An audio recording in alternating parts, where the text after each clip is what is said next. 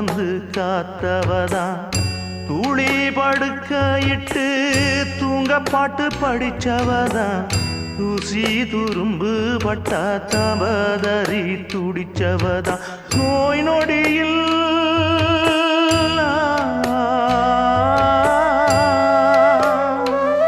நான் நோய் நொடியில் விழுந்தா அவ பாய் படுக்க இழந்தா தன் வாய் வைத்த மறந்து என்ன கோயில் கோலம் சுமந்தா அன்னமே அன்னமே அன்னை சொல் வேதமே சொல்லத்தான் ஒரு வார்த்தை போதலியே